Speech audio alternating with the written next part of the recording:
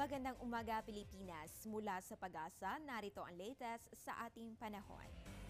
Base sa latest weather forecast ng Pag-asa, ang ridge ng high pressure area ay patuloy na nakakaapekto dito sa may Luzon.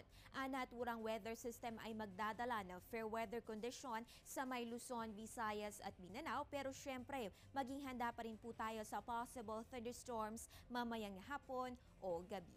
Samantala, i-check naman natin ang heat index forecast na Pag-asa ngayong Biyernes. Dito po sa Metro Manila, maging handa po tayo sa init na posibleng umabot ng 40.2 degrees Celsius, habang ang Metro Cebu ay may 39.6 degrees Celsius at 37.4 degrees Celsius sa may Metro Davao. Iba pang impormasyon sa ating panahon ang tabayanan sa aming pagbabalik.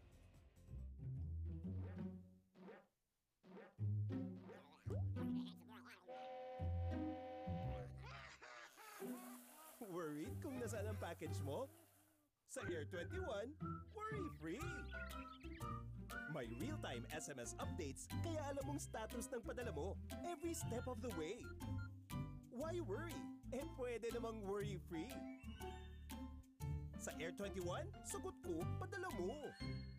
Kaugnay ng modified tropical cyclone categories na Pag-asa, ni-revise rin ng ahensya ang bilang ng mga public storm warning signals. Mula sa 4, idinagdag na rin ang signal number 5.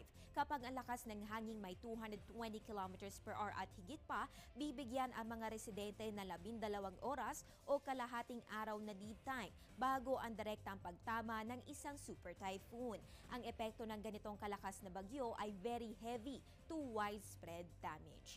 Para sa karagdagang impormasyon, i-check lamang ang aming mga nakahandang artikulo na makikita sa www.panahon.tv.